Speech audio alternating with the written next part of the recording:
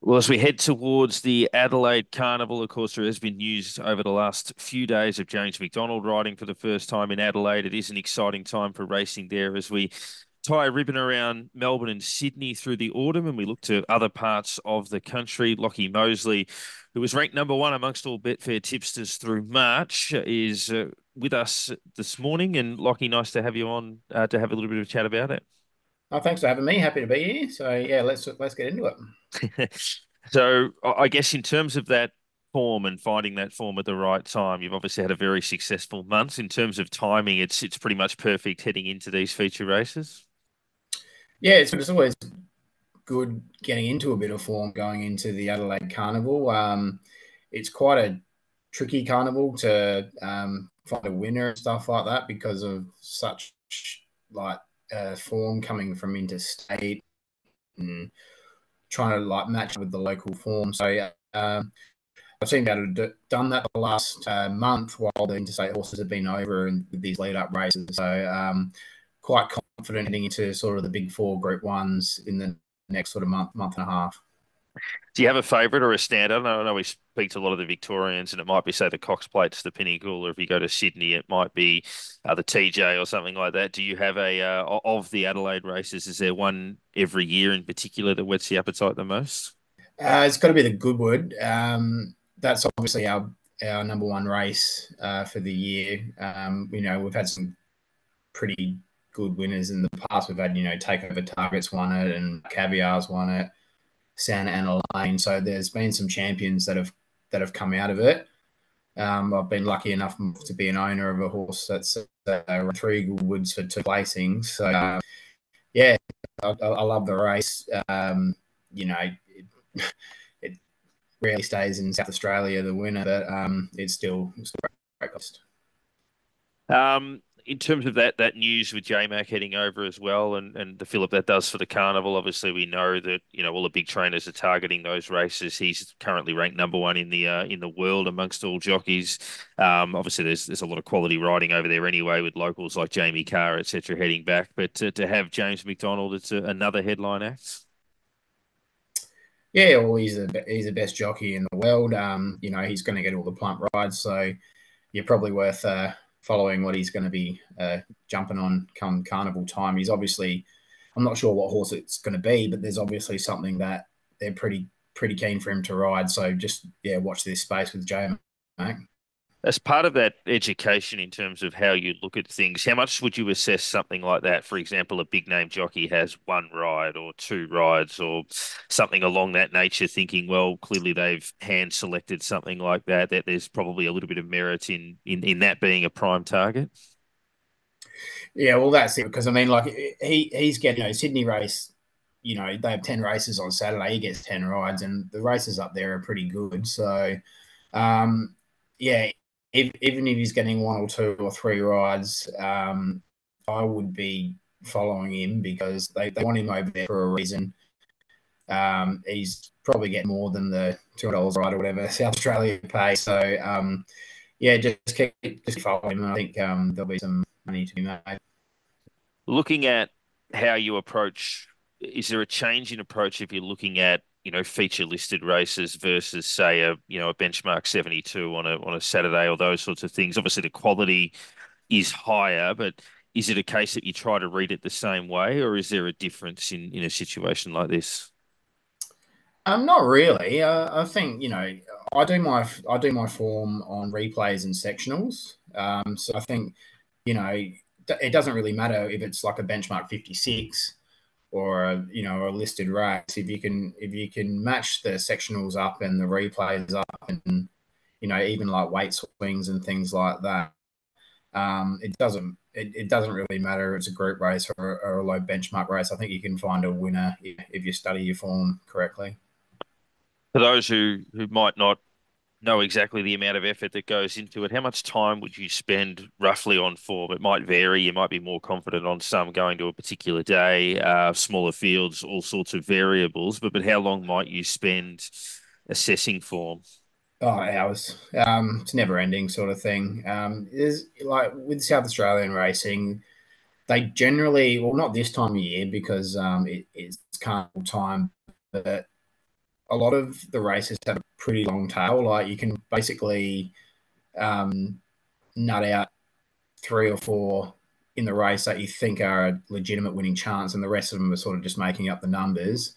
So that makes it a little bit easier. But yeah, this time of year it takes a while. So because the form is, coming from all angles of the country, there's a lot of replays to watch. There's a lot of things a lot of sections to match up. It's quite a long process.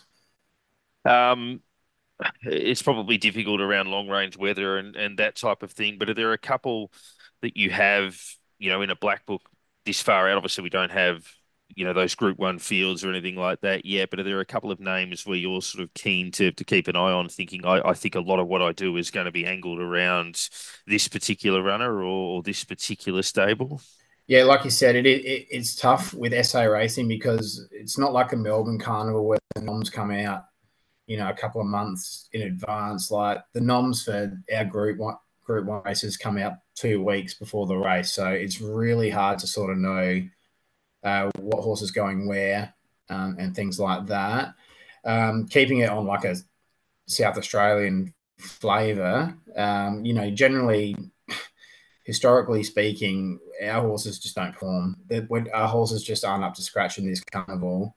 But there are a couple that I would think would perform quite well if they get a chance. And in the SA Derby, I think the World Australian Racing has been a horse called a Samurai Mine, which is owned by James Jordan and trained by Dan and Upi. Um, they they have been really, really keen on this horse before it even start. Like they've been declaring it a Group One winner before it's even had a run. They're on a Derby path. It's racing this weekend. It's emergency. If it gets a run, it'll win, and then go straight into the Derby. But I think that's a horse you can quite confidently follow if you want to. And also the other horse that I would be thinking about is Sharippa in the Wood Handicap. It ran a bottler in the what was it, the sprint race at Caulfield, Mm. not the Oakley. Was it the Oakley? Yeah, I think it was. Yeah, I think I it think was it the was. Oakley Yeah.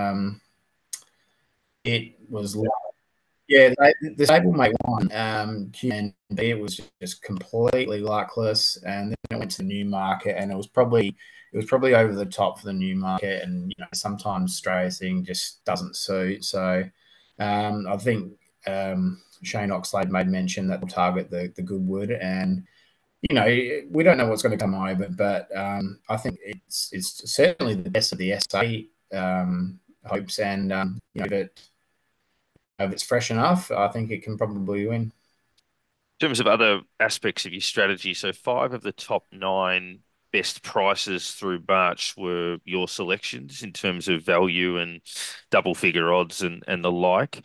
How, obviously, you've got to assess a race, pick who you think's going to win a race, but that search for value and being able to find a number of runners at a price and how important that is to what you're looking for.